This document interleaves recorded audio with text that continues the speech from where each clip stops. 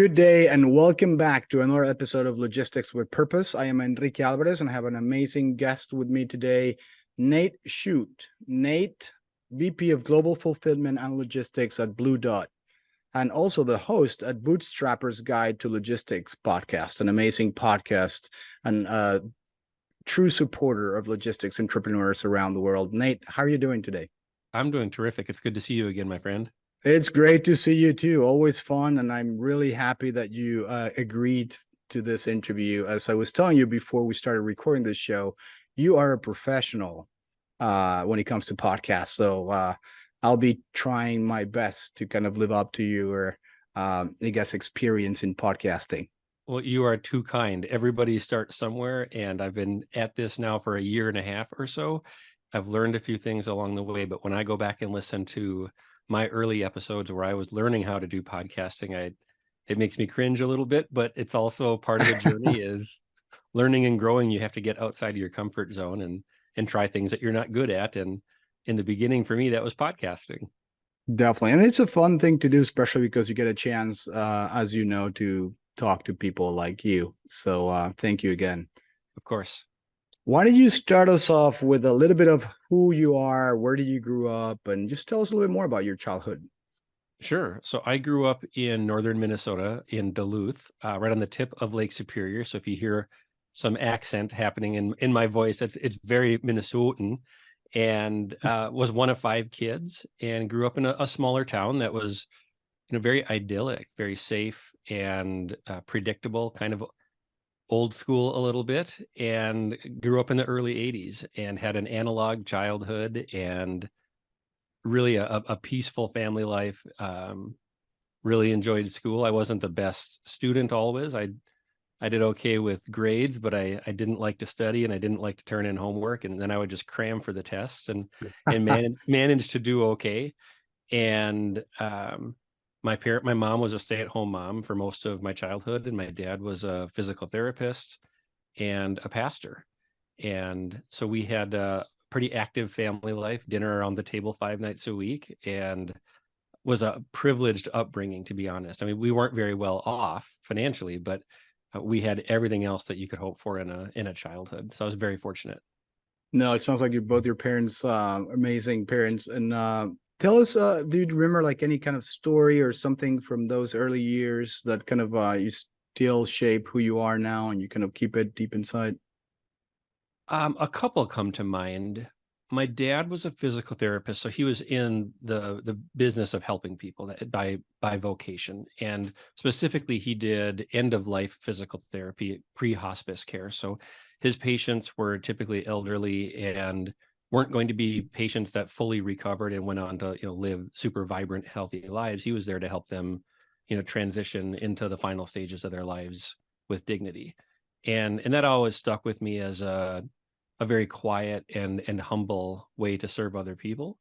And he was also a pastor. And so I recall many a night a phone would ring and there would be somebody who needed help. And it could be somebody who was, a traveler coming through town and needed a place to stay. And at 10 o'clock at night, I remember my dad leaving the house sometimes and going to take somebody out for a cup of coffee and a piece of pie and then putting them up in a hotel somewhere.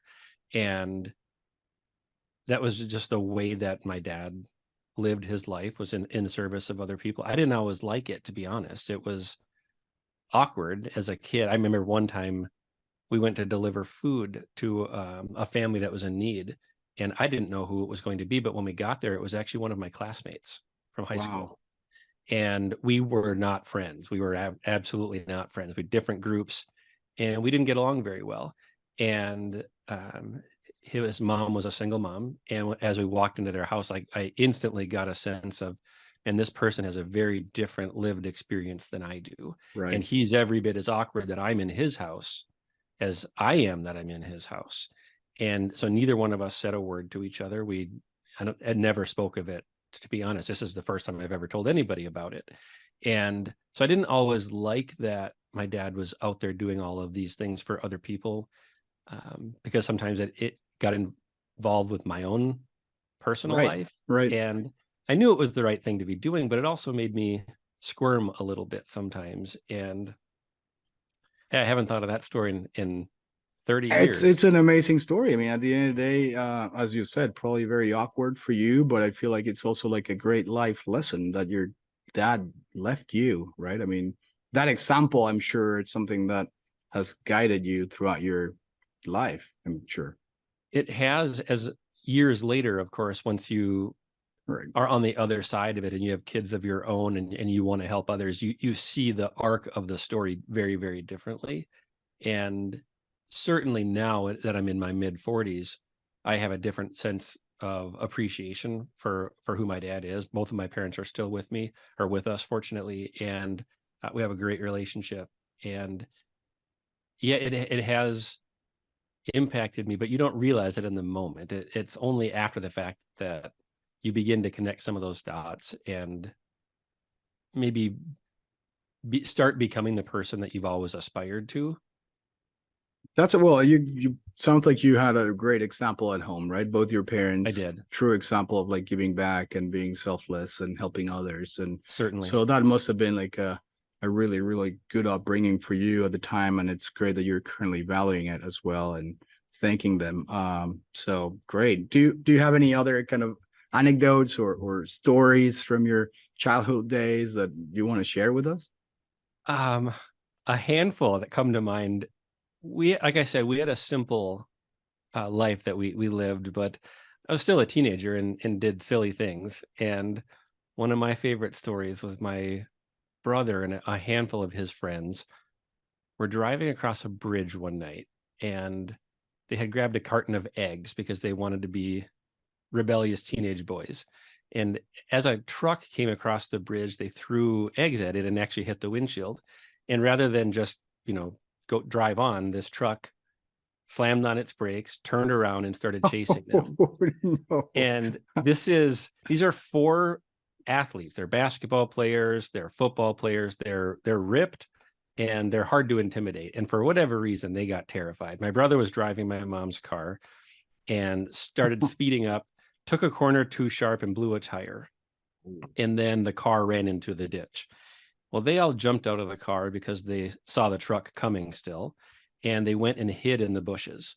And they watched as this guy got out of his pickup truck with a baseball bat and broke every single window, every tail light, headlight, and every single panel on the car. Smashed it with a baseball bat. And it was just one guy, but while these four teenagers just watched in horror.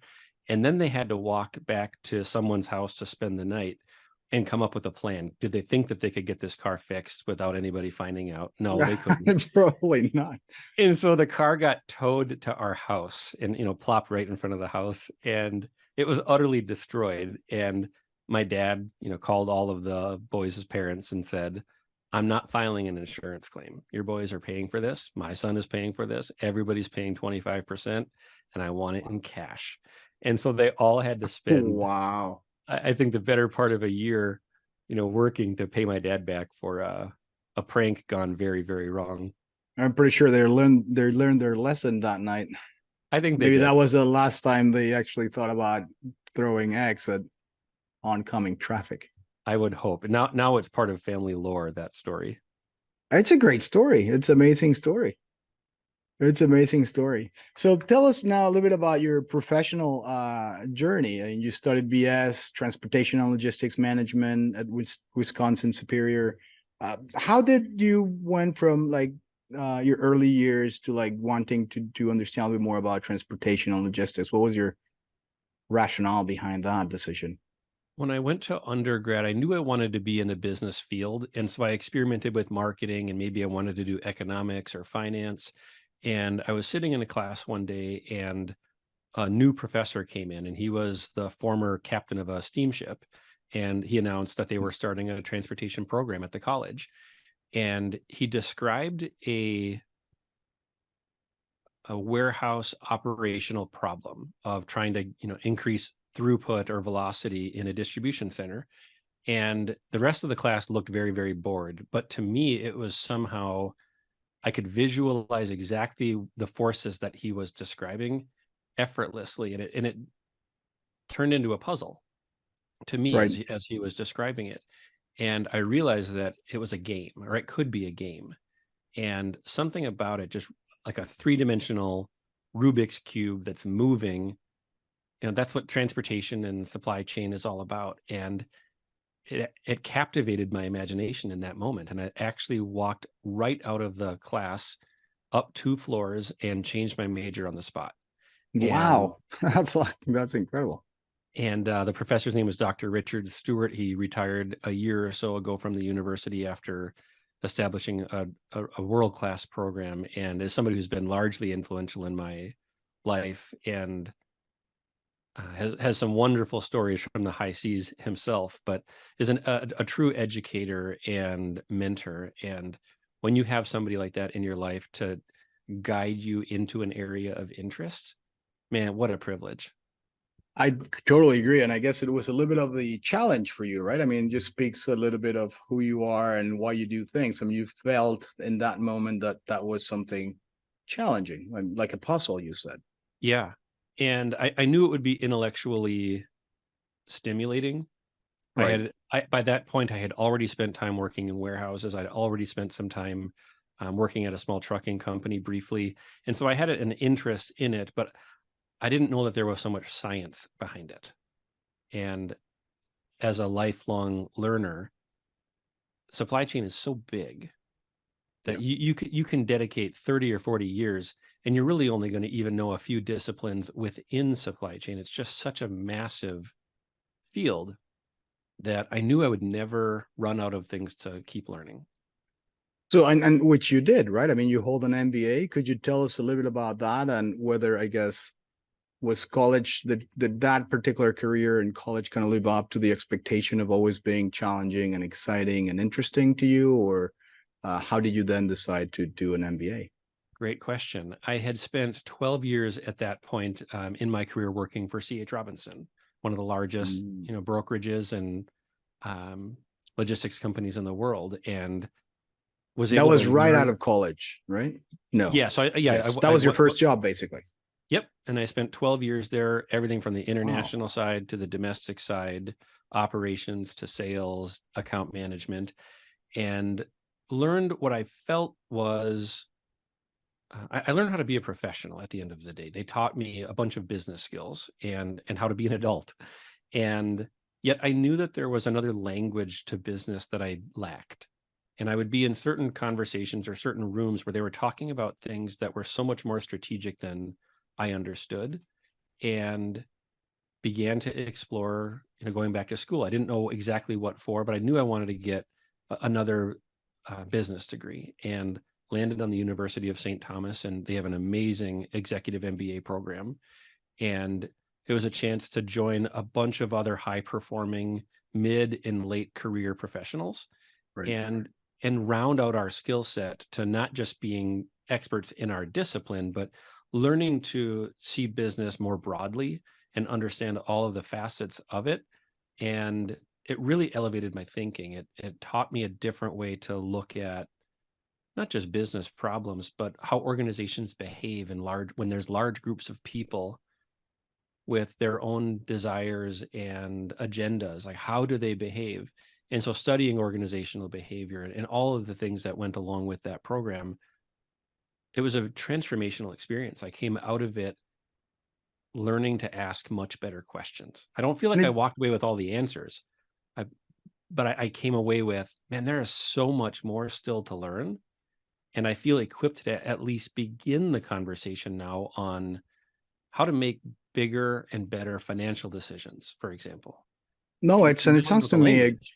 a good, it sounds like a really good complement to supply chain in general, right? I mean, also a supply chain professional, it sounds like that could really complement your analytical thinking, your strategic thinking when it comes to transportation and logistics. It did. It also took me outside of the industry in a very positive way, in that my peers were in healthcare or manufacturing, or retail or any number of other industries. And behind all of that, the business and the people issues are the same. They're, Right. each industry might have its own unique traits, but behind all of that, you get a large collection of people working together towards a common goal. You're going to have the same dilemmas eventually. And so that helped me see more of the universal side of business and economics. And again, a transformational experience. Would highly recommend it to just about anybody. Nate, what about some of your hobbies? I mean, what did you like to do, or what do you like to do still, and how will that kind of then connect to some of the other things that you do, like the podcasting? I have always been a musician. I can't read a lick of music. I play entirely by ear. And that also started as a child. We had an acoustic guitar or a classical guitar in our house growing up, and nobody knew how to play it, but I just couldn't set it down, and I would play one string at a time. And eventually I learned how to make a chord, and then began to learn how to play guitar. And now, 35 Wow. years later, I still play. And I also played piano. My mom was just an incredibly gifted musician and could play chords in colors and shapes and sounds that I've never heard anybody else do. And so that was just part of the soundtrack to our house, was music. And so it was very for me, it was very undisciplined. It was love it and do it simply for the sake of enjoying it, not to become an elite musician or to try to make it, even though I did. I was in a band in high school, and man, that was fantastic. Everybody dreams of being a rock What star. was it? What was the name of the band? The Jury. The Jury. And All they, right. true story, they are still playing to this day. Really? All right. Yeah. We'll definitely have to add the link to the Jury. Was it 80s music, like rock, pop? Yeah, Kind of cover music. I remember, cover? again, my dad was a pastor, so we grew up in a pretty conservative house, and the band director was my best friend's older brother. So they were all like in their early 20s, and I was like 15 years old, 16, playing rhythm guitar. And they would have gigs in bars all over the place. And so I would go to tell my parents, hey, I'm spending the night at Aaron's house. And we'd get to Aaron's house, but then we'd leave and we would drive 2 hours and play a gig in a bar until 2 o'clock in the morning. And Nice. I had to sneak in because I was underage. And then we would get home at about 5 or 6 o'clock in the morning. And then I would have to get up at 9 o'clock to go play drums at church. And I did that for 2 years before my parents found out. Wow. They're like a second identity almost. It was, You're yeah, it the was my alter ego. rock star at night and church drums in the morning. Exactly. That's funny. So, and as we mentioned as well, and I'm sure that some of my listeners already know this, you're an accomplished podcast host yourself, the Bootstrappers Guide to Logistics. How did all of that came about? Well, a few years ago, I was on Twitter, and if you spend any time there, you learn that there are pockets around certain subjects. So there's like a small and medium business Twitter. There's finance Twitter, they call it FinTwit, and then there's Retwit, which is real estate Twitter. And there wasn't a logistics Twitter. And so I grabbed the handle Logistics Twit, which is still my handle on Twitter now, and had this idea that maybe we could build a small community on Twitter around logistics. But it failed miserably. Nobody cared. I got a bunch of people together and tried to do these sessions, and it just utterly flopped. You were And before the pandemic. No one cared yes, about but our industry before. no one cared. No. But I had this idea in the back of my head that there really should be some kind of a community. And by chance, Craig Fuller, the CEO and founder of FreightWaves, posted one night at like midnight and said, hey, I want to share some founder stories for bootstrappers, are the ones that don't get a lot of attention. They can't afford to buy PR. They're not venture backed, so they're not going to get the headlines and make the Inc. 5000 list and all of that. And does anybody want to partner with me on this? And I jumped at it and said, yes, this is my chance to build this community that I've always wanted.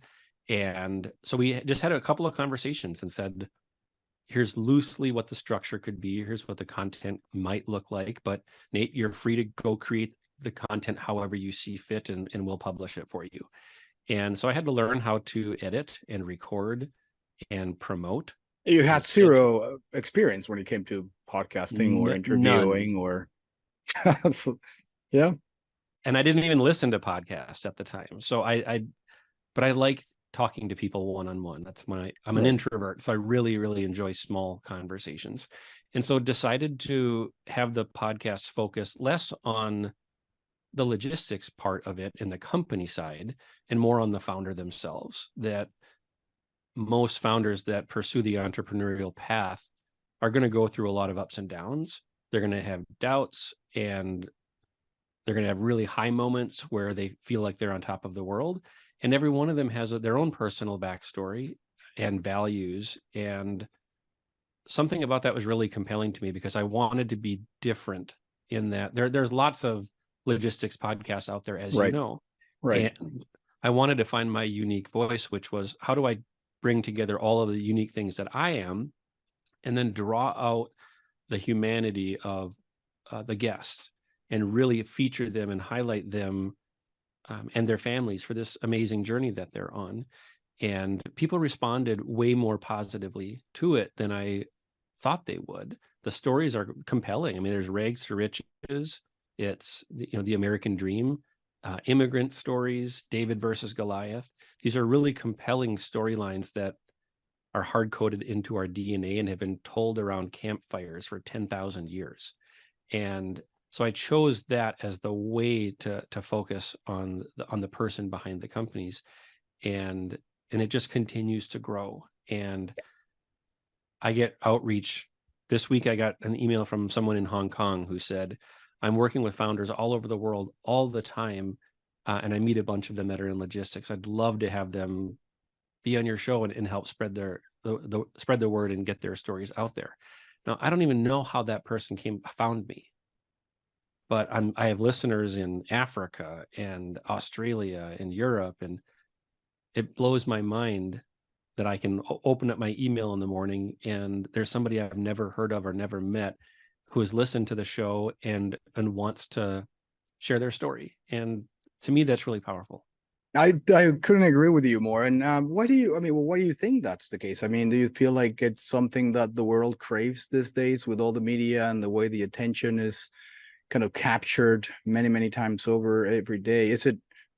I like this too, right? I like to listen and talk to people that are inspiring and have like a good story as opposed to all the drama and bad news and all the things that we're living. Do you think that there's something in there that speaks a little bit more to the human kind of spirit of just being at peace, maybe?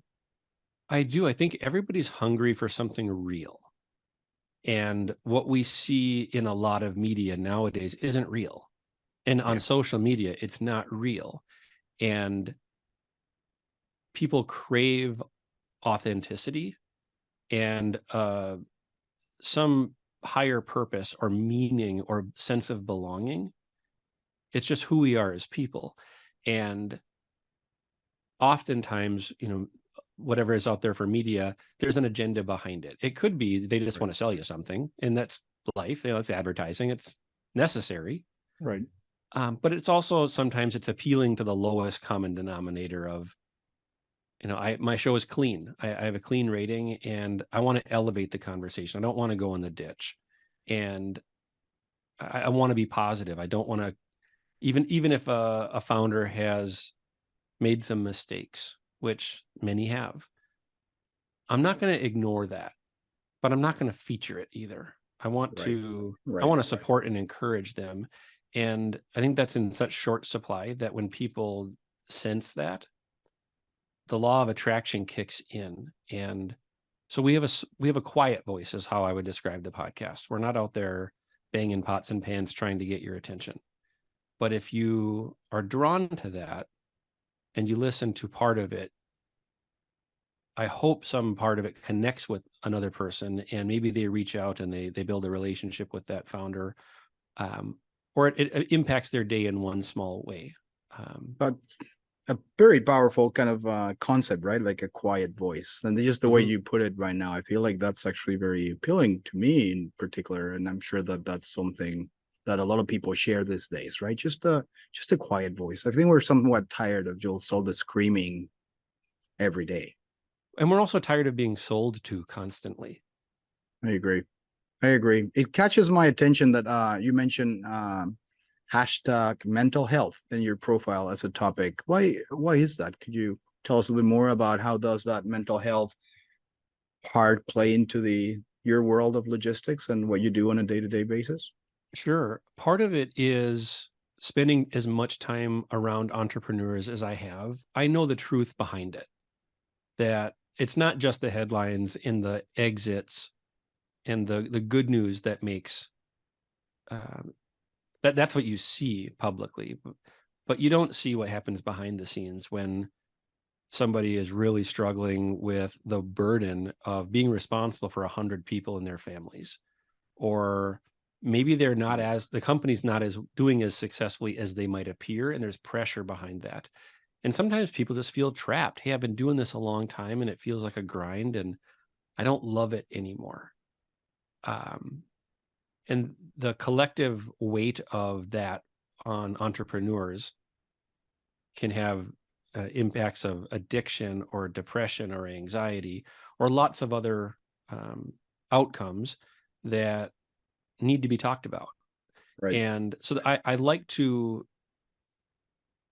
start the conversation about mental health. We can't have the full conversation with everybody all the time, but we can break the seal and say, look, we can actually talk about this. It's a real thing. And it obviously doesn't just affect entrepreneurs. It's affected me personally. I mean, the reason that I care so passionately about it um, myself, even beyond the industry and beyond business, is I lost a brother to suicide in my mid 20s. And he had bipolar disorder and he suffered with some addiction issues. And it had a profound impact on me. And I wish I had been able to do more to help him. And I wasn't. And I lived with the guilt of that for a long time, and until I began to deal with symptoms of depression, and then I needed help. And my life reached a point of having some mental health crises in my late 20s and early 30s. And I was fortunate enough to get help and have support around me and talk to my doctor and make better life choices to get me back onto the right path. And now that I'm a decade, beyond that period in my life, I can look back on it and say, if I didn't have other people around me, I don't know what would have happened. And, much has been given to me, and so now much is required. And so if I ever have a platform like we do right here, part of my commitment is to talk about hard things, and including sharing parts of my own story that are deeply painful to recall, but they can help somebody else. And I want people to know that, they're not alone. And the National Suicide Hotline is an amazing resource. And if anybody needs help, they should seek it. And isolation and being alone is not the answer. And which is a big part of why I'm so focused on creating communities in our industry where I have a small sphere of influence, and saying, Right. we can take that topic into our industry and do some good. No, that's a very powerful message there. And thank you very much for sharing such a personal story, and thank you for being so open about it. I'm sure that helps everyone, me included, right? Just feeling that authenticity, as you mentioned before, it's just something that really speaks to people these days more than before, maybe. And then, of course, seeking help. This industry, I guess all industries need help, especially when it comes to mental health. And I think that's a very important topic that everyone should at least talk about openly. And we can simply start that conversation. Again, we can't have it for or with everybody, but we can model that it's okay to talk about it. Absolutely. Absolutely. And thank you once again, not only for your example, but for sharing your life with us today. Again, very powerful. Switching gears a little bit. Sure. You're currently the VP of Global Fulfillment and Logistics at Blu Dot. For people that they're not familiar with Blu Dot or have not heard about the company yet, could you tell us a little bit more about the company and then what your role in that company is? Sure. Blu Dot is a modern furniture designer and retailer and direct-to-consumer brand based in Minneapolis. It's been around since the late 90s.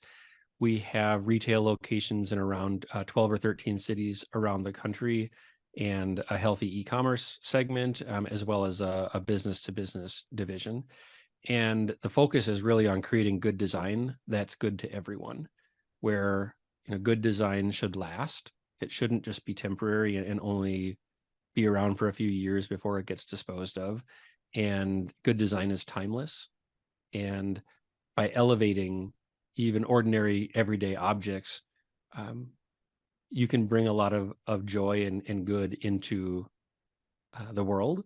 And so our mission is to inspire a more creative way of living through good design that's good to everyone. And there's a lot to that statement, that if you see good design, you know it, you really appreciate the care and thought that it took to make something. And the world needs beautiful things, and I'm very grateful to be a part of an organization that values that values good design and creativity, and allows us all to express who we are, as individuals. How long have you been with Blue Dot? Coming up on 3 years. So I started right Congratulations. in the middle of COVID, which was a Right. blast. Yeah, I imagine, right? Like, especially for having a new role and a new position in logistics, Yes, because as we all know, that was some pretty challenging times with rates and equipment availability and just random craziness.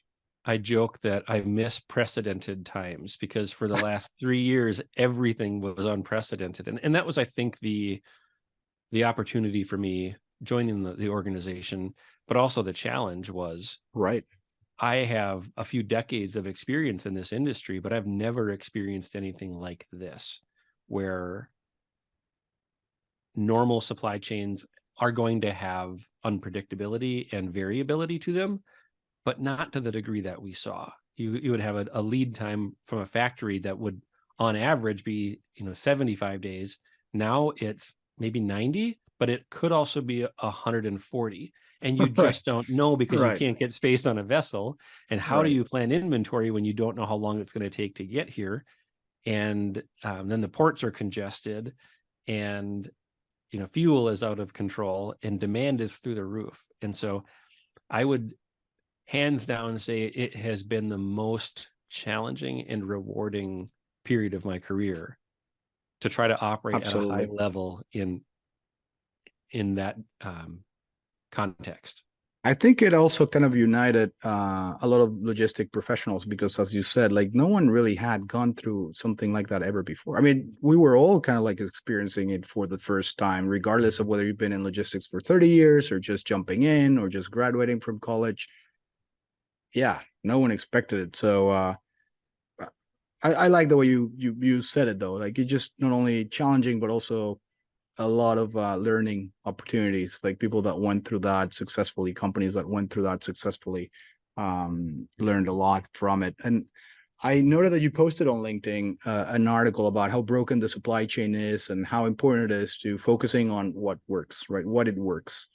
What is the biggest challenge you have faced, and what has actually worked for you? And not only in the pandemic, which of course is still pretty fresh for everyone, but just in general as a logistics professional, what has actually worked for you? I'll start by saying what hasn't worked. Earlier in my career, I thought, hey, if we have the right strategy and we just pick some of the right tools, we're going to be able to execute against it, and everything's going to be just fine. And it was all based in theory, right? Right. Here's how lean is supposed to work, and Right. here's how an ERP is supposed to function. And so it was a lot of textbook knowledge that doesn't always translate into the real world. And so trying and failing a bunch of times, getting a PhD in what not to do, you realize the best laid plans sometimes are too complicated, they're too sophisticated, and they don't last first contact with difficulty. And so what I've learned on the other side of that, living with the consequences of your decision years earlier, when you see a decision full grown and it didn't materialize the way that you thought it would exactly, it starts to get simple again. And it is, how do you build the highest performing team of people who are adaptable and resilient, that care about efficiency and enjoy solving puzzles in that same way too? And assembling a group of people with complementary skill sets but shared values, Right. and then giving them a sense of the direction you want them to go, but then having the trust to step back and let them build and let them learn and let them make mistakes themselves. And then you deepen trust within a team, and then you all have each other's backs. And to me, that's what works regardless of the dynamics. And so a lot of my own development has shifted away from, hey, I need to know more about this subject matter, to, hey, I need to learn more about how people operate and how people Right. behave and how people Right. think, and unlocking that side of it, because then that group is going to perform well no matter what the obstacle is.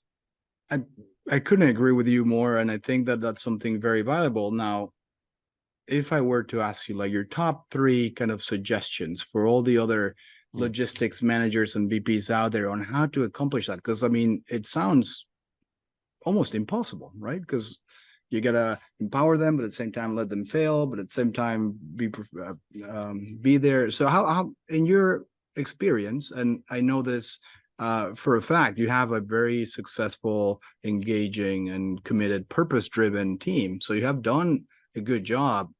What's the secret, or at least the top three suggestions for the rest of us? I think the one that came to mind immediately is the willingness to say, I don't know. You're not going to have all the answers, nor should you. If the person at the top has all the answers, then you've built a weak team. And then you built a team culture that people are dependent on you for the answers. And the industry is too big and there's too much out there to learn. So if you encounter a situation or a project, for example, that you don't know how to do, it's okay as the leader to say, hey, look, I've not done this before. This is my first rodeo. This actually is my first rodeo. Does anybody else, how do you create space for somebody else to step into that vacuum and allow them the chance to learn it and grow, and that you're going to have their back even when they make a mistake, because of course they're not going to get it right on the first try. So I think that's the Right, first one. right. It's like some degree of humility, to not have to have all the answers.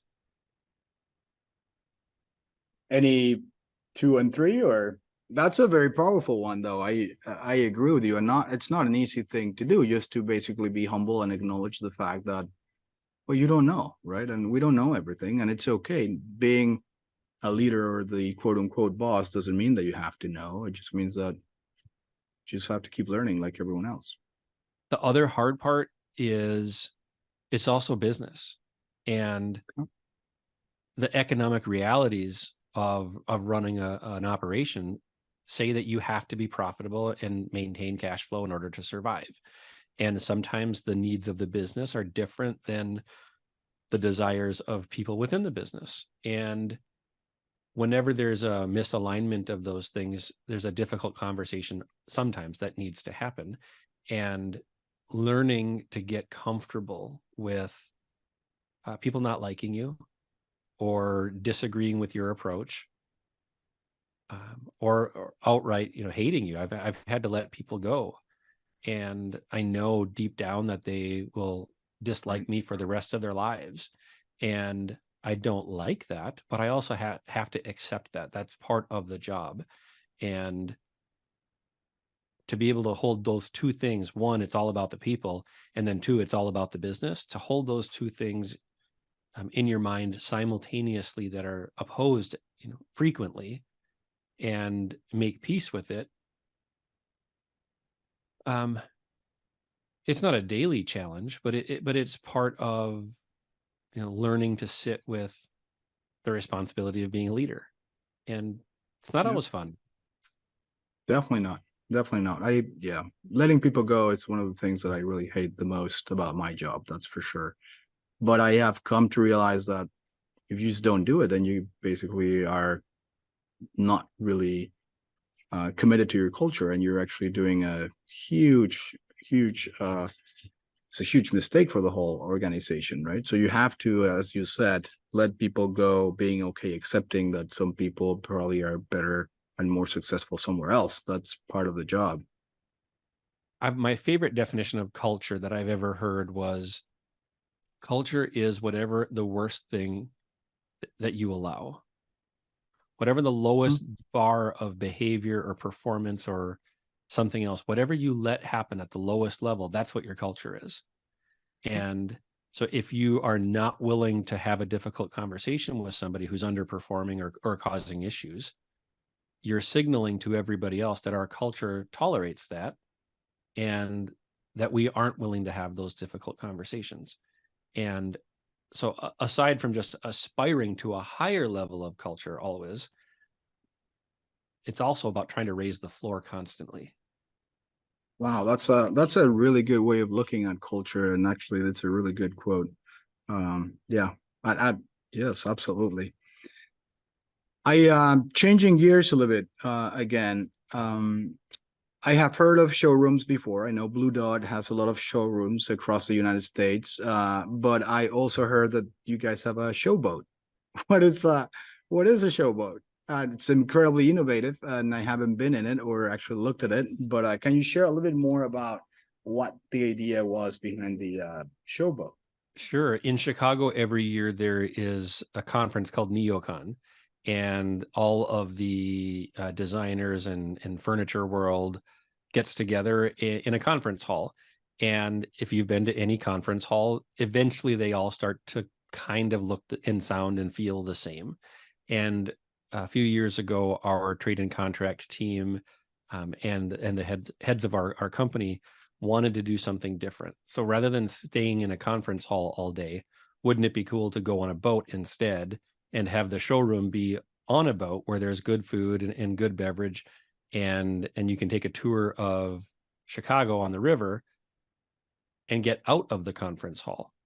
And instantly it was a success. So last year was the first year doing it, and there was a bunch of buzz around it because it was a unique way to get people together and talking about good design by designing an experience that's the opposite of a conference. And so for a couple of days, an army of people got together and loaded showrooms worth of furniture onto a boat Wow. and designed and set the entire thing up, and then hosted hundreds of people for hours and hours and hours, and then took it all down and stored it and did the same thing again this last summer. So very successful event. And again, just a creative way of looking at an old problem of how do you stand out in a crowd? That's incredibly creative and innovative. So congratulations to your team or whoever came up with the idea, and of course implementing it is also challenging. So this is a great idea. I'm pretty sure that a lot of companies are going to follow up. And has anyone already tried to do the same this Well, year or maybe we next? made sure to get the reservations a few years in advance now. Right. Yeah, Once word got out, we had to book that a long time into the future. I'm pretty sure you'll start seeing a little bit more of that as the conference continue, because it's an excellent idea and a great kind of example of how creative, I guess, Blu Dot's team is. Right, it just speaks to who you guys are, basically. Yeah, it's about going just one step further. Right, which is what makes design beautiful, I guess. Right, always trying to be ahead and Yes, innovative. exactly. Nate, going back to the values, because that's something that I know you're very passionate about, and people and behavior and mindsets. How does Blu Dot's kind of overall culture resonate through their logistics strategy, and of course with what you do and the way you manage people and the kind of team that you have? I mean, could you tell us a bit more about that? Sure. I think my favorite one of our values is turn it up to 11. And that's a reference to the Spinal Tap movie from the 70s. You know, the max volume is 10, but we're going to turn it up to 11. And that really is about going further than most are willing to go. And in operations, whether it's fulfillment or logistics, there's always a point at which you could say that's good enough, let's be done. Or, you know, we got high enough scores, customer survey scores, that's good enough, let's stop. Or we ship 186 orders, we're good for the day. Well, what if we shipped 200? What if we got the customer scores 3% higher? And this unwillingness to accept good enough is so ingrained into the operation that we have, that ordinary stands out now as not okay, because we don't Right. want to be ordinary. We don't want to Right. just do something good enough. And so that value is one that we don't even have to foster. It's so when you're on a high performing team, you want, or when you're a high performer, you want to be on a team of high performers. Right. And Right. that competitive spirit, and that always pushing for more it's a double-edged sword, though, because you could do it infinitely, and you also have to sometimes let something not be perfect. But Right. turning it up to 11 is my personal favorite. I like it. It's a really good value to have, especially if you're like a top high designer, top kind of company trying to compete for the best in class, I guess. What does logistics with purpose mean to you? To me, it means wherever you have influence, use it Okay. for good. And I happen to have influence in the logistics world through a combination of years of work and relationships, and also just plain luck and opportunity that was opportunities that have been put in front of me. I have a platform now and an audience, and so I have to use that responsibly and recognize that I'm not going to change the world. I'm not going to cure cancer. I'm not going to turn the industry, away from having double brokers overnight somehow. But anything that we do, whether it's playing music or, delivering packages, you can do it in a way that is undergirded with values. And we may not even always agree on what those values are or should be. And that's part of being in community with other people, is we're all very, very different. But if we all look at it from our own perspectives, and we try to improve something that needs improving, collectively, we can do a lot of good. Right. And that good may not last forever. It may even be very, very brief. But if you can leave a room and it's better because you came through it, that's a pretty simple way to have an impact.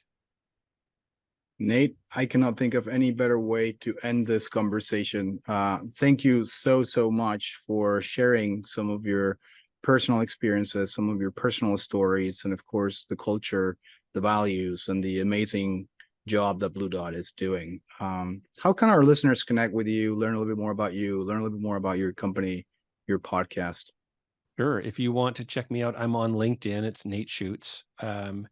I have a website for the podcast, but it's I can't remember the full name because I haven't We'll built add it. we'll add a lot It's of just that to the. Don't worry about any of that. We'll add all those links and some more on the podcast notes. So don't worry about that. excellent. If you want to reach out to me, you can shoot me a note, nate@logisticsfounders.com. You can check out Blu Dot, BLUDOT.com if you want to check out some great designs. And I'm on Twitter @LogisticsTwit. Well, Nate, once again, thank you so much for making this industry better and actually trying to bring the community together as well. And if you're listening to our episode, and if you actually like what you're listening to, please don't forget to subscribe. This is Enrique Alvarez again, Logistics with Purpose. Have a great day, and I'll see you on the next one.